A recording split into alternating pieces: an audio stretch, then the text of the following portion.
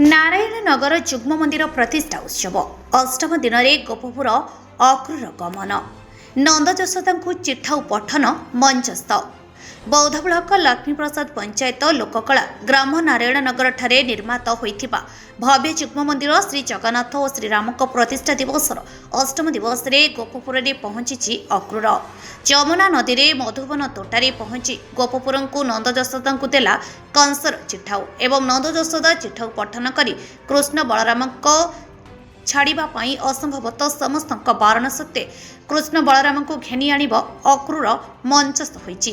एथे कंस भूमिका सुशील कुमार मेहेर कृष्ण शिशु कलाकार गणेश मेहेर बलराम राजेन्द्र मेहेर विभिन्न भूमिका अभिनय करथिले। एहा परे लक्ष्मीप्रसाद उच्च प्राथमिक विद्यालय सरस्वती शिशु मंदिर एबीवीपी डांस ग्रुप मुंडीपदर उच्च विद्यालय छात्र छात्री और अन्य कलाकार मानक द्वारा सांस्कृतिक नृत्य परिवेषण होइथिला।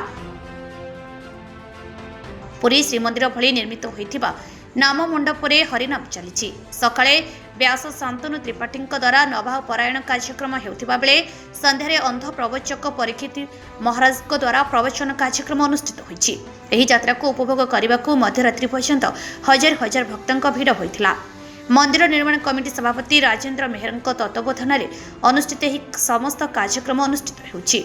आजिर कंस दरबार में ओडिशा बयनिका सभापति प्रकाश चंद्र मेहर सभापतित्व में अनुष्ठित कार्यक्रम में मुख्य अतिथि भाव बीजेपी राज्य कार्यकारिणी सदस्य सुशांत कुमार प्रधान, सम्मानित अतिथि भाव वीर महाराजपुर विधायक रघुनाथ जगदला, बौद्ध गोष्ठी उन्नयन अधिकारी युधिष्ठिर मेहर, काडर संपादक धर्मधर पोड़, उपदेष्टा भोलगिरी साहू मंचसे नथिले। रवींद्र मेहर और जगन्नाथ साहू मंच परिचालना करथिले। रिपोर्ट संस्कार टीवी ओडिशा।